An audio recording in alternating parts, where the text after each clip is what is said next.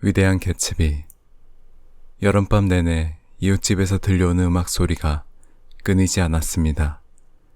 그의 푸른 정원에서는 남자들과 여자아이들이 속삭이며 샴페인과 별들 사이에서 나방처럼 오갔습니다. 오후 만조 때가 되면 저는 그의 손님들이 뗏목의 탑에서 다이빙을 하거나 그의 2대의 모터보트가 물살을 가르며 거품을 일으키는 동안 해변의 뜨거운 모래 위에서 햇볕을 쬐는 모습을 보았습니다. 주말에는 그의 롤스로이스가 마치 버스처럼 아침 9시부터 차장을 넘긴 시간까지 도시를 오가며 파티를 열었고, 그의 마차는 모든 기차를 만나기 위해 활기차게 달렸습니다. 그리고 월요일에는 정원사 1명을 포함한 8명의 하인들이 하루 종일 걸레와 수세미, 망치와 정원용 가위로 전날 밤의 흔적을 치우고 수리했습니다. 매주 금요일 뉴욕의 과일 가게에서 오렌지와 레몬 5상자가 배달되었습니다. 매주 월요일마다 그 오렌지와 레몬들은 반쯤 사용된 채로 뒷문을 나섰습니다. 그의 부엌에는 집사의 엄지손가락으로 작은 버튼을 누르면 30분 안에 오렌지 200개의 즙을 짜낼 수 있는 기계가 있었습니다. 적어도 2주에 한 번씩 급식업자들이 수백 피트의 캔버스 천과 다양한 색깔의 전구를 가지고 와서 개츠비의 거대한 정원을 크리스마스 트리처럼 꾸몄습니다. 반짝반짝 빛나는 장식으로 둘러싸인 뷔페 테이블 위에는 양념을 바른 구운 햄들이 화려한 샐러드와 페스트리의 돼지들, 칠면조들 사이에 놓여 있어 눈길을 사로잡았습니다. 메인 홀에는 진짜 노세 난간이 있는 바가 설치되어 있었고, 그곳에는 진과 여러 종류의 술, 정향이 가득했습니다. 그의 여성 손님들 대부분은 너무 어려서 서로를 알지 못할 정도였습니다. 7시가 되면 오케스트라가 도착했습니다. 그것은 단순한 5인조 밴드가 아니라 오보에, 트롬본, 색소폰, 바이올린, 코넷, 피콜로, 드럼 등으로 구성된 대규모 오케스트라였습니다. 마지막 수영객들이 이제 해변에서 돌아와 위층에서 옷을 갈아입고 있었습니다. 뉴욕에서 온 차들은 5줄로 주차되어 있었고, 홀과 살롱 베란다는 화려한 색깔로 장식되어 있었습니다. 사람들은 새로운 스타일의 단발머리를 하고 카스티아의 꿈 너머로 쇼를 두르고 있었습니다. 반은 한창 붐볐고 칵테일을 들고 정원에 나가 수다와 웃음으로 공기를 가득 채웠습니다. 잊혀진 듯한 즉석에서의 대화와 소개, 서로의 이름을 모르는 사람들 간의 열정적인 만남 등이 이루어졌습니다. 지구가 태양을 피해 숨어 있을수록 불빛은 밝아지고, 지금은 오케스트라가 노란 칵테일 음악을 연주하고 있으며 목소리의 오페라는 한 단계 더 높은 음정을 냅니다. 쾌활한 한마디에 방탕함이 쏟아지며 웃음이 점점 쉬워집니다. 그룹은 빠르게 변하고 새로운 사람들이 도착하면서 부풀어 오르고 한데 어우러지고 형성됩니다. 이미 방랑자들과 당당한 소년들이 있으며 외딴 곳과 더 안정적인 곳 사이에서 여기저기 엮이며 그룹의 중심이 되고, 그리고 나서 승리의 흥분에 끊임없이 변화하는 빛 아래에서 얼굴과 목소리와 색깔의 바다를 미끄러지듯 나아갑니다. 갑자기 이 집시들 중 한 명이 떨리는 오팔로 칵테일을 허공에 담아 용기를 위해 그것을 내려놓고 그녀의 손을 움직여 마치 프리스코처럼 홀로 캔버스 플랫폼 위에서 춤을 춥니다. 잠깐의 침묵이 흐르고 오케스트라 지도자는 그녀를 위해 의무적으로 리듬을 바꾸었습니다. 그녀가 폴리 가족에서 게이다 그레이의 지차라는 잘못된 소식이 전해지면서 수다가 터집니다.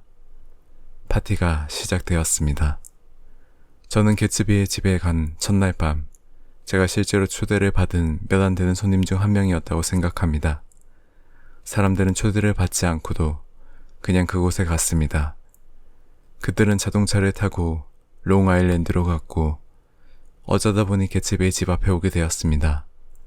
한 번은 개츠비를 아는 누군가가 그들을 소개해 주었고, 그 후에는 놀이공원과 관련된 행동 규칙에 따라 행동했습니다. 때때로 그들은 개츠비를 전혀 만나지 않고 드나들었고 그것이 바로 그들 자신의 입장권인 소박한 마음으로 파티에 왔습니다. 저는 사실 초대를 받았습니다. 그 토요일 아침 일찍 직장인이 보내준 놀랍도록 공식적인 편지와 함께 운전기사 한 명이 제 잔디밭을 건넜습니다. 편지에는 제가 그날 밤 개츠비의 작은 파티에 참석한다면 그 영광은 전적으로 개츠비의 것이라고 쓰여 있었습니다. 개츠비는 저를 여러 번 본 적이 있고 오래전에 저를 방문할 생각이었지만 이상하게도 여러 상황들이 겹쳐져 그것을 막았습니다. 저는 7시가 조금 넘어서 하얀 플란넬로 차려입고 그의 잔디밭으로 향했습니다.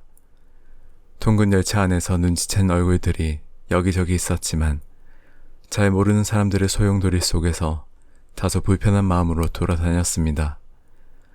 저는 즉시 여기저기 흩어져 있는 젊은 영국인들의 숫자에 충격을 받았습니다. 그들은 옷을 잘 차려입고 모두 약간 배가 고파 보였으며 착실하게 번영하는 미국인들에게 낮고 간절한 목소리로 이야기를 나누고 있었습니다. 저는 그들이 무엇인가를 확실하게 팔고 있다고 생각했는데 그것은 채권이나 보험 또는 자동차였습니다. 그들은 근처에 있는 쉬운 돈에 대해 최소한 고민하며 알아차렸고 올바른 열쇠로 몇 마디만 하면 그것이 그들의 것이라고 확신했습니다. 도착하자마자 주인을 찾으려 했지만 그의 행방을 물었던 2-3명의 사람들은 너무나 놀란 눈으로 저를 응시했고 그의 움직임에 대해 어떤 지식도 격렬하게 부인했기 때문에 저는 정원에서 한 사람도 목적 없이 혼자 가만히 있을 수 있는 유일한 장소인 칵테일 테이블 쪽으로 빠져들었습니다. 저는 몹시 당황해서 포효하는 술에 취해가던 중 조던 베이커가 집 밖으로 나와 대리석 계단의 맨 앞에 서서 조금 뒤로 몸을 숙여 정원을 내려다보고 있었습니다. 환영하든 말든 저는 행인들에게 친절한 말을 하기 시작하기 전에 누군가에게 제 자신을 애착을 가질 필요가 있다는 것을 깨달았습니다. 안녕하세요. 저는 그녀를 향해 다가가며 외쳤습니다. 내 목소리는 정원 건너편에서 부자연스럽게 커 보였습니다. 당신이 여기 있을지 모른다고 생각했어요. 제가 다가가자 그녀가 갑자기 대답했습니다. 당신이 옆집에 살았던 게 생각났어요. 그녀는 1분 안에 저를 돌보겠다는 약속으로 제 손을 잡으며 2명의 여자아이들 쌍둥이 노란 드레스를 입은 채로 들려주었습니다. 그 여자아이는 계단 아래에서 멈췄습니다. 안녕. 그들은 함께 외쳤습니다. 당신이 이기지 못해 미안해요. 골프 경기는 여기까지였습니다. 그 전주에 있었던 결승전에서 그녀는 졌습니다. 당신은 우리가 누군지 모릅니다. 라고 노란 옷을 입은 소녀 중 한 명이 말했습니다. 하지만 우리는 약 1달 전에 여기서 당신을 만났습니다. 그 이후로 머리를 염색하셨잖아요. 라고 조던이 말하자 제가 말을 꺼냈지만 그 여자들은 아무 생각 없이 자리를 옮겼고 그녀의 말은 마치 요람의 바구니에서 나온 저녁 식사처럼 생긴 이른 달을 향했습니다. 조던의 가늘린 팔은 제 팔에 끼고 우리는 계단을 내려와 정원에 어슬렁거렸습니다. 칵테일 한 접시가 황혼 사이에 우리를 향해 날아왔고 우리는 노란 옷을 입은 2 소녀와 3명의 남자와 함께 테이블에 앉았습니다. 한 명씩 우리에게 먼블이라고 소개했습니다. 당신은 이런 파티에 자주 오나요? 조던이 옆에 있는 소녀에게 물었습니다. 마지막으로 만난 게 마지막이었어요. 라고 그 소녀가 자신감 넘치는 목소리로 물었습니다. 그녀는 자신의 동반자에게 눈을 돌렸습니다. 루실, 당신을 위한 것이 아니었어요? 루실도 같은 대답을 했습니다. 전 오는 곳을 좋아해요. 루실은 말했습니다. 저는 제가 무엇을 하든 상관하지 않기 때문에 항상 좋은 시간을 보내요. 제가 마지막으로 여기 왔을 때 그는 제 이름과 주소를 물어봤어요. 일주일 안에 크로이리에서 새로운 이브닝 가운이 들어있는 소포를 받았어요. 물론이죠. 오늘 밤에 입으려 했는데 가슴이 너무 커서 옷을 갈아입어야 했어요. 라벤더 구슬에 달린 가스블루였어요. 256달러짜리였죠. 그런 짓을 하는 사람에게 재미있는 점이 있어요. 다른 소녀가 열심히 말했습니다. 그는 누구와도 문제를 일으키지 않으려고 해요. 누가 안 그렇겠어요? 제가 물었습니다. 개츠비예요. 누가 말해줬어요. 두 소녀와 조던은 비밀스럽게 몸을 기울였습니다. 누군가가 한번 사람을 죽였다고 하더군요. 전율이 우리 모두를 덮쳤습니다. 세 명의 먼블씨는 앞으로 몸을 굽혀 열심히 귀를 기울였습니다. 루실은 나는 그렇게 생각하지 않아요 라고 말하며 그가 전쟁 중에 독일 스파이였다는 것이 더 말이 된다고 회의적으로 주장했습니다. 그중 한 사람이 확인하듯 고개를 끄덕였습니다. 나는 그에 대해 모두 알고 있는 한 남자로부터 들었어요. 독일에서 그와 함께 자랐다고 하더라고요. 그는 긍정적으로 장담했습니다. 오, 안 돼. 첫 번째 소녀가 말했습니다. 전쟁 중에 그는 미군에 있었기 때문에 그럴 수가 없었어요. 우리의 믿음이 그녀에게 돌아갔을 때 그녀는 열정적으로 몸을 앞으로 내밀었습니다. 당신은 때때로 그가 아무도 그를 보지 않는다고 생각할 때 그를 바라봅니다. 틀림없이 그는 사람을 죽였을 거예요. 그녀는 눈을 가늘게 뜨고 몸을 떨었습니다. 루시도 몸을 떨었습니다. 우리는 모두 돌아서서 개체비를 찾아 주변을 둘러보았습니다. 그것은 그가 영감을 준 낭만적인 추측에 대한 증언이었고 이 세상에서 속삭일 필요가 없다고 생각했던 사람들이 그에 대해 속삭이는 것이 있다는 것이었습니다. 자정 이후에 또 한 번 있을 첫 저녁 식사가 지금 제공되어 있었고 조던은 정원 반대편 테이블 주위에 펼쳐져 있는 자신의 파티에 저를 초대했습니다. 세 명의 결혼한 부부와 조던의 무사가 있었는데 이들은 폭력적인 인누엔도 주어지는 끈질긴 학부생들이었고 조던이 조만간 자신을 다소나마 양보할 것이라는 인상 아래에 있었습니다. 이 파티는 횡설수설하는 대신 품위 있는 동질성을 유지했고 스스로 시골의 침착한 귀족을 대변하는 기능, 즉 이스트에그가 웨스트에그로 거들먹거리며 걸어가는 모습, 그리고 그 분간학적인 체감을 조심스럽게 경계하는 것을 자처했습니다. 조던은 다소 낭비적이고 부적절한 30분 후에 나가자고 속삭였습니다. 이건 나에게 너무 예의 바르네요. 우리는 일어섰고 그녀는 우리가 주인을 찾을 것이라고 설명했습니다. 저는 그를 만난 적이 없고 그것이 저를 불안하게 한다고 그녀는 말했습니다. 그 학부생은 냉소적이고 우울한 방식으로 고개를 끄덕였습니다. 우리가 처음에 힐끗 보았을 때 그 술집은 사람들로 붐볐지만 개츠비는 그곳에 없었습니다. 그녀는 계단 꼭대기에서 그를 찾을 수 있었고 그는 베란다에 있지도 않았습니다. 우연히 우리는 중요해 보이는 문을 시도했고 조각된 영국 오크나무로 판넬이 되어 있었고 아마도 어떤 폐허에서 해외로 옮겼을지도 모르는 높은 고딕 양식의 도서관으로 걸어 들어갔습니다. 커다란 부엉이 눈망울을 가진 건장한 중년의 남자가 커다란 테이블 가장자리에 다소 취한 채 앉아 책꽂이를 정신없이 응시하고 있었습니다. 우리가 안으로 들어가자 그는 신이 나서 빙빙 돌면서 조던의 머리부터 발끝까지 살폈습니다.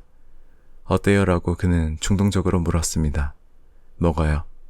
그는 책장을 향해 손을 흔들었습니다. 그것에 대해서요. 사실 확인할 필요는 없었습니다. 저는 그것을 확인했고 그건 모두 진짜입니다. 책들이요? 고개를 끄덕였습니다. 정말 진짜예요. 페이지도 있고 모든 것이 있어요. 저는 그것들이 내구성이 좋은 판자일 거라고 생각했어요. 사실 그것들은 정말 진짜예요. 페이지도 있고 여기요. 보여드릴게요. 그는 우리의 회의를 당연하게 여기며 책장으로 달려가서 스타도드 강의 1권을 들고 왔습니다. 보세요. 그가 의기양양하게 외쳤습니다. 이건 선의의 인쇄물이에요. 그건 저를 속였어요. 이 친구는 평범한 벨라스코예요. 정말 철저하네요. 언제 멈춰야 할지도 알고 있었어요. 페이지를 자르지도 않았어요. 하지만 무엇을 원하는 건가요? 무엇을 기대하나요? 그는 벽돌 하나를 떼어내며 도서관 전체가 무너지기 쉽다고 중얼거리며 내게서 책을 빼앗아 3번 위에 올려두었습니다. 누가 당신을 데리고 왔나요? 아니면 그냥 왔나요? 나는 끌려왔다고 말했습니다. 대부분의 사람들을 데리고 왔다고 하지만 조던은 대답하지 않고 그를 경계하며 쾌활하게 쳐다보았습니다.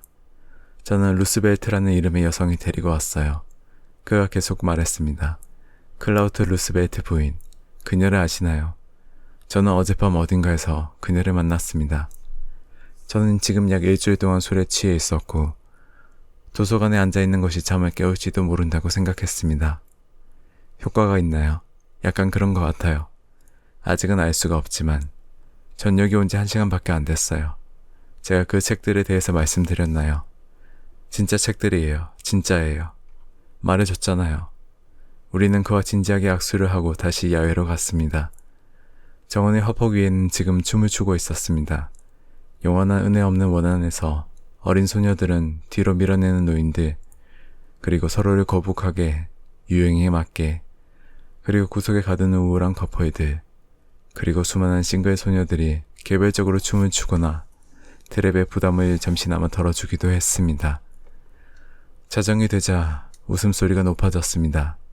유명한 테너가 이탈리아어로 노래를 불렀고 악명 높은 콘트라토가 재즈로 노래를 불렀고 그 숫자들 사이로 사람들은 정원 곳곳에서 이야기를 하고 있었습니다.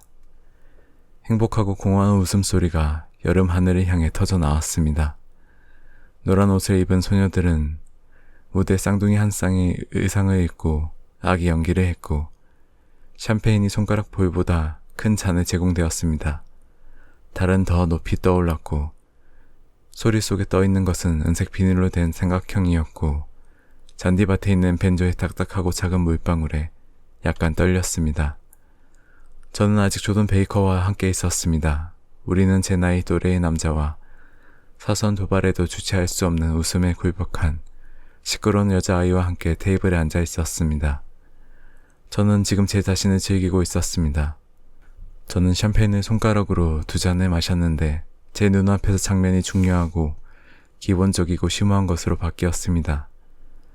오락이 잠잠해지자 그 남자는 저를 보고 미소 지었습니다. 얼굴이 나딩네요. 그는 정중하게 말했습니다. 전쟁 때 1사단에 있지 않았나요? 왜 그렇죠? 전 28 보병대에 있었어요. 1988년 6월 18일까지 16강이었어요. 전에 어디선가 당신을 본 적이 있다는 걸 알았어요. 우리는 프랑스에 있는 축축하고 회색빛을 띤 작은 마을들에 대해 잠시 이야기를 나누었습니다. 그것은 분명히 그가 이 근처에 살고 있다는 이야기였습니다. 왜냐하면 그는 방금 수상 비행기를 샀고 아침에 시험을 볼 예정이라고 저에게 말했기 때문입니다. 나랑 같이 갈래요, 늙은이? 소리를 따라 해안가 근처로요. 몇 시예요? 언제든지 당신에게 가장 맞는 시간이에요. 조던의 주위를 둘러보며 미소를 지었을 때 그의 이름을 묻는 것이 입꼬리에 올라왔습니다. 지금 좋은 시간을 보내고 있나요? 그녀가 물었습니다. 훨씬 좋아졌어요. 난 다시 새로운 지인에게 눈을 돌렸습니다. 이것은 나에게 특이한 파티입니다. 사회자를 본 적도 없으니까요. 저는 저쪽에 살고 있어요. 나는 멀리 보이지 않는 울타리를 향해 손을 들었습니다. 남자 개츠비가 초대장을 보내고 대리운전 기사를 보냈어요. 잠시 그는 이해하지 못한 듯 저를 쳐다보았습니다. 제가 개츠비예요. 그가 갑자기 말했습니다. 뭐라고요? 나는 소리쳤습니다. 아, 실례합니다. 난 당신이 알고 있다고 생각했어요. 오래된 운동선수, 유감스럽게도 제가 사회를 잘 못 봐요. 그는 이해한다는 듯이 미소를 지었습니다. 당신이 인생에서 4번, 5번 마주칠 수 있다는 것은 영원한 확신을 주는 희귀한 미소 중 하나였습니다. 그것은 한순간 영원한 세계를 마주하거나 직면하는 것처럼 보였고 그리고 나서 당신에게 유리한 거부할 수 없는 편견으로 당신에게 집중했습니다. 그것은 당신이 이해하기를 원한다면 당신을 이해해 줄 것이고 당신을 믿고 싶어한 당신을 믿어줄 것이며 당신이 최선을 다하고 전달하고 싶은 한 당신의 인상을 정확히 가지고 있다고 확신했습니다. 바로 그 시점에서 그것은 사라졌고 나는 정교한 화법이 터무니없는 것을 놓치는 30이 넘은 한두 살의 우아하고 젊은 거친 얼굴을 바라보고 있었습니다. 그가 자신을 소개하기 얼마 전에 나는 그가 조심스럽게 말을 고르고 있다는 인상을 강하게 받았습니다. 개츠비 씨가 자신의 신원을 확인하는 순간 시카고에서 전화가 왔다는 정보를 듣고 집사 한 명이 서둘러 자신을 향해 다가갔습니다. 원하는 것이 있으면 그냥 부탁하세요. 그는 말하며 실례합니다. 나중에 다시 합류하겠습니다. 라고 떠나갔다. 나는 즉시 조던에게 몸을 돌렸다. 그녀가 깜짝 놀랐다는 것을 확신하기 위해 몸을 움츠렸습니다. 개츠비 씨가 중년이 되면 부유하고 건장한 사람이 될 거라고 예상했었습니다. 그 사람이 누구예요? 내가 물었습니다. 당신은 알고 있습니까? 그는 개츠비라는 사람일 뿐입니다. 그 사람은 어디서 왔습니까? 그리고 그 사람은 무슨 일을 합니까? 이제 당신은 그 문제에 대해 이야기를 시작했어요. 그녀가 완연한 미소를 지으며 대답했습니다. 글쎄요, 그는 자신이 옥스포드 남자였을 때 저에게 말했습니다. 그의 뒤로 희미한 배경이 생겨나기 시작했지만 그녀의 다음 말에 그것은 사라졌습니다. 하지만 저는 그것을 믿지 않습니다. 왜요? 모르겠어요. 그녀는 그가 거기에 간 것 같지는 않다고 주장했습니다. 그녀의 말투에서 무언가가 다른 여자아이의 나는 그가 남자를 죽였다고 생각해라는 말을 떠올리게 했고 호기심을 자극하는 효과도 있었습니다. 개츠비가 루이지애나주의 늪지대나 뉴욕의 이스트사이드 하류 지역에서 왔다는 사실을 저는 의심의 여지 없이 받아들였을 거예요. 그건 이해할 수 있는 일이었습니다. 하지만 젊은이들은 적어도 내가 믿지 않는 지방 경험으로는 아무 데서도 냉철하게 떠내려가지 않았고 롱아일랜드 사운드에 있는 궁전을 사지도 않았습니다. 어쨌든 그는 대규모 파티를 엽니다. 그리고 저는 대규모 파티를 좋아합니다. 그들은 매우 친밀합니다. 작은 파티에서는 사생활이 없어요. 베이스 드럼 소리가 울려 퍼졌고 정원의 에콜리아 위로 오케스트라 단장의 목소리가 갑자기 울려 퍼졌습니다. 신사숙녀 여러분, 그는 외쳤습니다. 개츠비 씨의 요청으로 우리는 지난 5월 카네기홀에서 많은 관심을 끌었던 블라드미르 토스토프 씨의 작품을 여러분을 위해 연주할 예정입니다. 만약 여러분의 신문을 읽는다면 큰 반향이 있었을 것을 알게 될 것입니다. 그는 유쾌한 거만함으로 웃으며 어떤 반향이라고 덧붙였습니다. 그는 이 곡은 블라드미르 토스토프의 세계의 재즈 역사로 잘 알려져 있다고 화려하게 마무리했습니다. 토스토프 씨의 작품은 제 마음을 사로잡지 못했는데 그 이유는 그 작품이 시작되자마자 저 혼자 대리석 계단에 서서 찬성하는 눈으로 이 그룹, 저 그룹을 바라보고 있었기 때문입니다. 그 흘린 피부는 얼굴에 매력적으로 팽팽하게 그려져 있었고 짧은 머리는 매일 다듬어진 것처럼 보였습니다. 전 그에 대해 사악한 것은 아무것도 보이지 않았습니다. 저는 그가 술을 마시지 않는다는 사실이 그를 손님들과 멀어지게 하는데 도움이 된 것은 아닌지 생각했습니다. 재즈 오브 더 월드가 끝났을 때 여자아이들은 남자들의 팔에 심지어 그룹으로 나뉘어 누군가 자신이 넘어진 것을 체포할 것이라는 것을 알고 장난스럽게 뒤로 밀치고 있었지만 아무도 개츠비에게 뒤로 밀리지 않았고 개츠비 어깨에 프랑스 밥이 닿지 않았고 죄송합니다. 개츠비 집사가 갑자기 우리 옆에 서 있었습니다. 베이커 양? 그가 물었습니다. 죄송하지만 개츠비 씨는 당신과 단둘이 이야기하고 싶어 합니다. 나랑? 그녀는 놀라서 소리를 질렀습니다. 내 부인. 그녀는 눈썹을 치켜 올리며 천천히 일어나더니 집사를 따라 집으로 향했습니다. 저는 그녀가 모든 드레스를 운동복처럼 입고 있는 것을 알아챘습니다. 그녀의 움직임에는 마치 깨끗하고 상쾌한 아침에 골프장을 걷는 법을 처음 배운 것처럼 쾌활함이 있었습니다. 저 혼자였는데 거의 2시가 되어버렸습니다. 얼마 동안 테라스에 길게 늘어선 창문이 있는 방에서 혼란스럽고 흥미로운 소리들이 들려왔습니다. 저는 2명의 합창단 여자아이와 막장 대화를 나누고 있는 조던의 학부생을 제외하고 안으로 들어갔는데 조던은 저에게 함께 가자고 간청했습니다. 큰 방은 사람들로 가득 찼습니다. 노란색 옷을 입은 소녀 중 한 명이 피아노를 연주하고 있었고 그녀 옆에는 유명한 합창단의 키가 크고 붉은 머리의 젊은 여성이 서서 노래에 참여했습니다. 그녀는 샴페인을 많이 마셨고 노래를 하는 동안 모든 것이 매우 슬프다고 판단했습니다.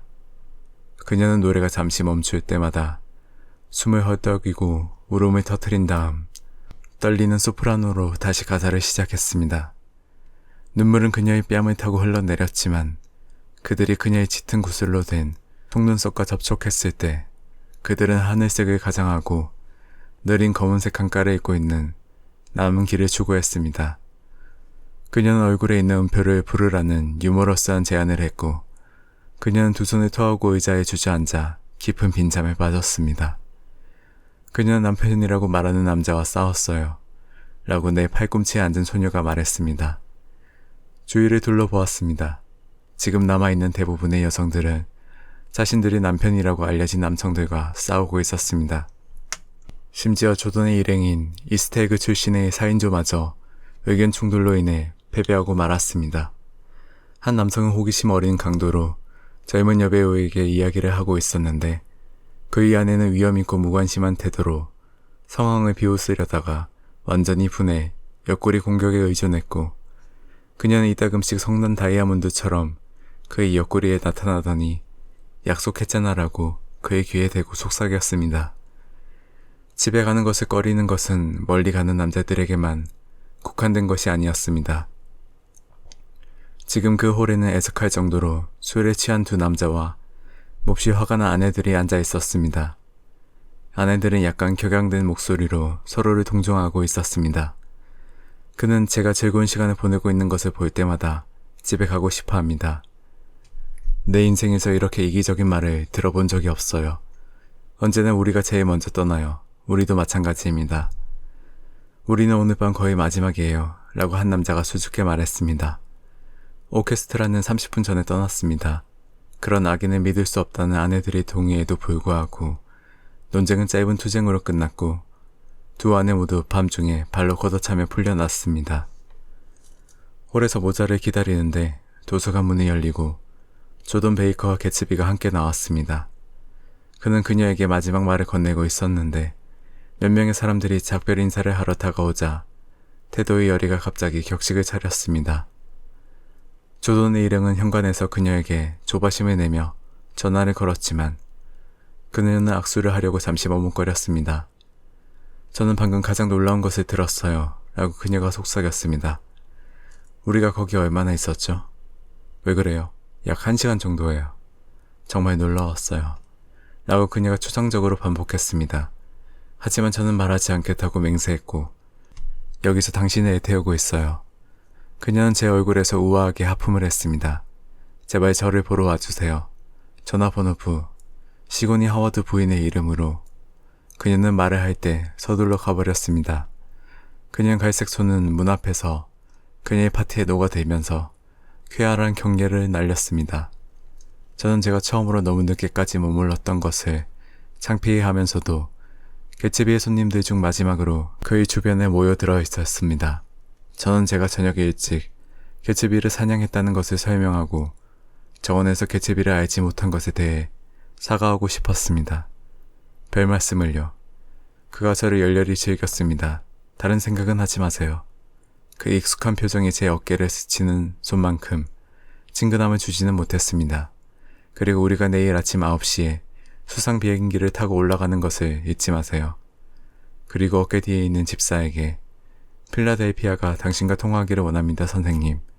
좋아요, 잠시 후에요. 제가 곧 도착할 거라 전해주세요. 잘 자요. 그는 미소를 지었습니다. 그리고 갑자기 그가 항상 원했던 것처럼 가장 늦게 간 것에 기분 좋은 의미가 있는 것 같았습니다. 잘 자요. 하지만 계단을 내려오면서 저녁 시간이 완전히 끝나지 않았다는 것을 알았습니다. 문에서 50피트 정도 떨어진 곳에서 12개의 헤드라이트가 기이하고 떠들썩한 장면을 비추었습니다. 오른쪽 위로는 하지만 심하게 꺾인 바퀴 하나가 도로 옆 고랑에 개츠비 씨의 새로운 쿠페가 있었습니다. 6명의 호기심 많은 운전자들로부터 상당한 관심을 받고 있었습니다. 그러나 그들이 차들을 도로 앞에 두고 있었기 때문에 후방에 있는 사람들로부터 가혹하고 불을 취하는 소음이 한동안 들렸고 이미 격렬했던 현장의 혼란을 가중시켰습니다. 쿠페는 그 큰 노란색 차와 혼동될 수 없었습니다. 왜냐하면 새 차는 파란색에 검은색 윈드실드가 있었기 때문입니다. 그러므로 그 차는 단지 차고에서 굴러나온 것 뿐이었습니다. 그러나 작은 노란색 도로차와 무언가 다르다는 느낌이 들었습니다. 그런 연유로 인근 운전자들은 아무도 차를 세우려 하지 않았고 그냥 모두 소음과 혼란을 무시하고 지나가려는 것 같았습니다.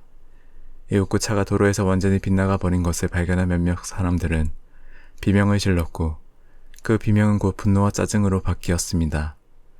긴 먼지 더리를 타고 있던 한 남자가 난파선에서 내려 이제 도로 한가운데 서서 차에서 타이어로 그리고 타이어에서 관찰자들까지 기분 좋고 어리둥절한 모습으로 바라보고 있었습니다. 보세요. 그가 설명했습니다. 차가 도랑에 빠졌어요. 그 사실은 그에게 한없이 놀라운 것이었고 저는 먼저 특이한 경이로움을 그리고 나서 그 남자를 알아보았습니다. 그것은 개츠비 도서관이 고인이 된 후원자였습니다. 어떻게 된 거지? 그는 어깨를 으쓱했습니다. 저는 아무것도 모릅니다. 그런데 어떻게 된 일입니까? 벽에 부딪혔습니까? 묻지 마세요. 저는 운전에 대해 거의 알지 못합니다. 그 일이 일어났고 그것이 제가 아는 전부입니다. 글쎄요, 당신이 운전을 못하는 사람이라면 밤에 운전을 시도하지 말아야 합니다. 하지만 저는 시도조차 하지 않았습니다. 그는 분노하며 저는 시도조차 하지 않았다고 설명을 했습니다. 구경꾼들은 경외감에 잠겼습니다. 설마 죽고 싶은 건가요? 바퀴만 돌았다니 운이 좋았네요. 당신은 이해하지 못합니다. 범인은 설명했습니다. 저는 운전한 것이 아닙니다. 차 안에 다른 남자가 있습니다. 이 선언 뒤에 이어진 충격으로 쿠페의 문이 천천히 열리면서 지속적인 신음소리가 들려 나왔습니다. 군중들은 무의식적으로 뒤로 물러났고 문이 활짝 열렸을 때 유령이라도 나타난 것처럼 잠시 정적이 흘렀습니다. 그리고 나서 아주 천천히 난파선에서 내리는 것처럼 창백한 얼굴의 사람이 땅을 구르며 나왔습니다. 헤드라이트의 눈부신 빛에 눈이 멀고 끊임없는 경적의 신음소리에 혼란스러워하며 잠시 흔들리며 서 있었습니다. 무슨 일이세요? 그가 침착하게 물었습니다. 우리 가스가 다 떨어졌나요? 봐봐요. 손가락 6개가 절단된 바퀴를 가르쳤습니다. 그는 잠시 그것을 바라보다가 하늘에서 떨어진 것을 의심하는 듯 위를 쳐다보았습니다. 처음에 저는 우리가 멈춘 것을 눈치챘습니다. 잠깐, 그리고는 긴 숨을 몰아쉬며 어깨를 피더니 결연한 목소리로 이렇게 말했습니다. 주유소가 어디에 있는지 알려주지 않겠습니까? 뒤로 물러나라며 그가 잠시 제안했습니다. 그는 차를 반대로 돌리라며 이야기했습니다. 하지만 바퀴가 빠졌기 때문에 그럴 수 없어요. 그는 노력해도 할 수 없다고 말했습니다. 나는 그 광경을 보다 몸을 돌려 잔디밭을 가로질러 집으로 향했습니다. 나는 한번 뒤를 돌아보았습니다. 개츠비의 집 위에는 달이 웨이퍼가 빛나고 있었고 밤은 예전처럼 화창했고 웃음과 그의 여전히 빛나는 정원의 소리가 흘러나오고 있었습니다.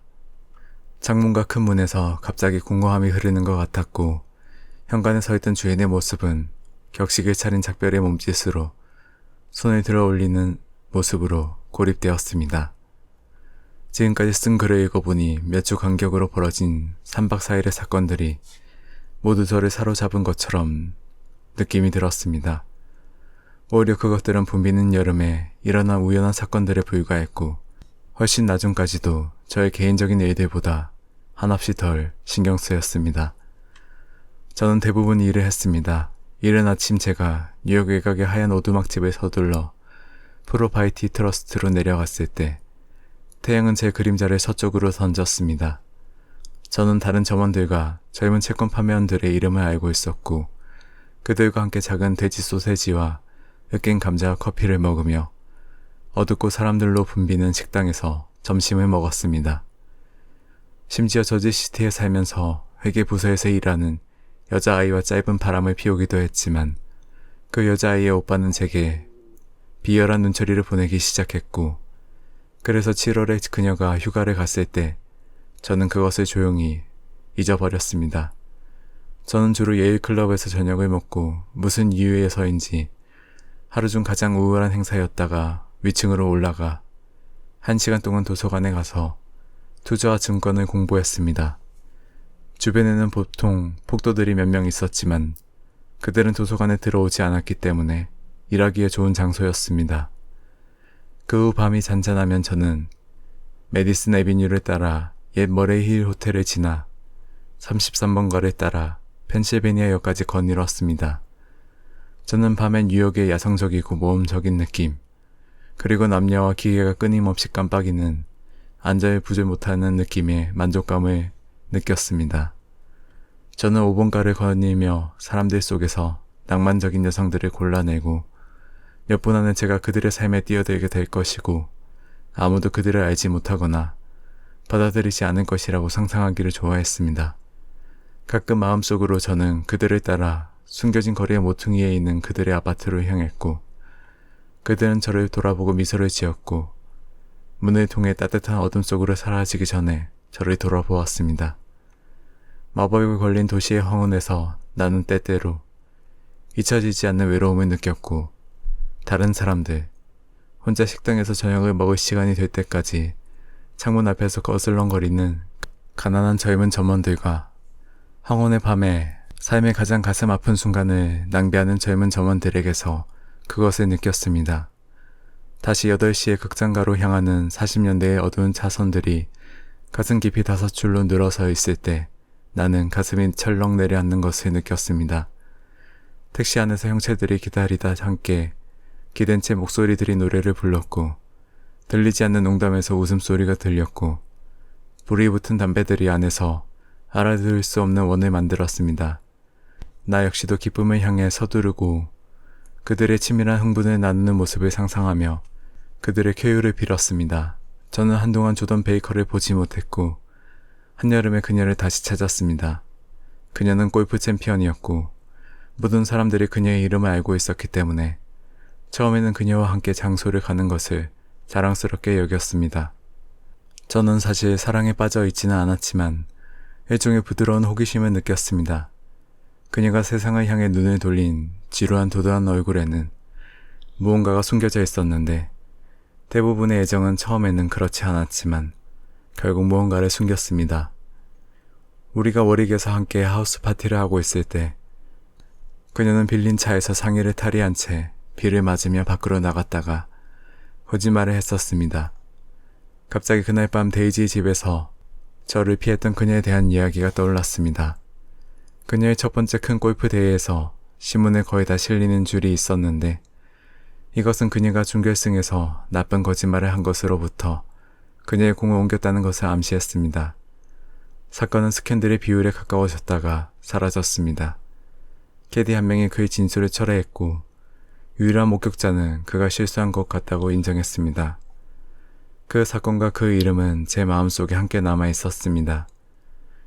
조던 베이커는 본능적으로 영리하고 영리한 남자들을 피했고 이제 저는 코드에서 벗어나는 것은 불가능하다고 생각되는 비행기 안에서 그녀가 더 안전하다고 느꼈기 때문이라는 것을 알았습니다.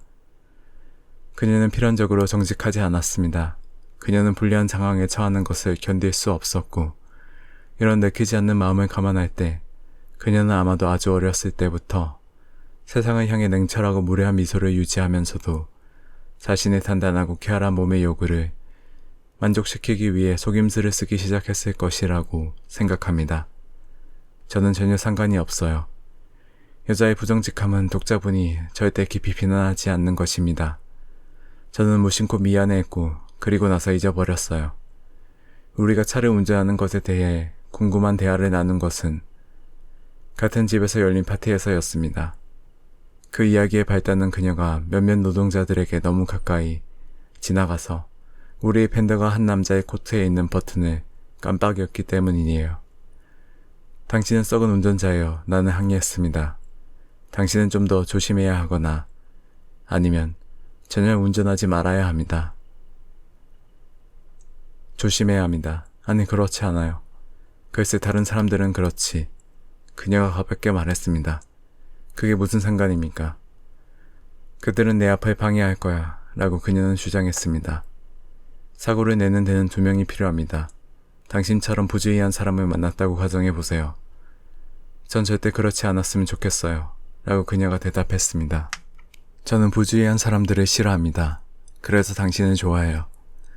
햇빛에 긴장한 회색 눈이 정면을 응시했지만 그녀는 우리 관계를 의도적으로 바꾸었고 잠시 동안 저는 제가 그녀를 사랑한다고 생각했어요. 하지만 저는 생각이 느리고 제 욕망에 제동을 거는 내부 규칙들로 가득 차 있어요. 저는 일주일에 한 번씩 편지를 써서 서명을 해왔어요. 사랑해 닉. 그리고 제가 생각할 수 있는 건 그 여자아이가 테니스를 칠 때 윗입술에 땀이 흐르는 희미한 콧수염이 어떻게 나타나는지였어요. 그럼에도 불구하고 제가 자유로워지기 전에 재치있게 헤어져야 한다는 막연한 이해가 있었어요. 모든 사람들은 자신이 기본적인 덕목들 중 적어도 하나를 가지고 있다고 의심하고 있는데 이것은 저의 것입니다. 저는 지금까지 제가 알고 있었던 몇 안 되는 정직한 사람들 중에 한 사람입니다.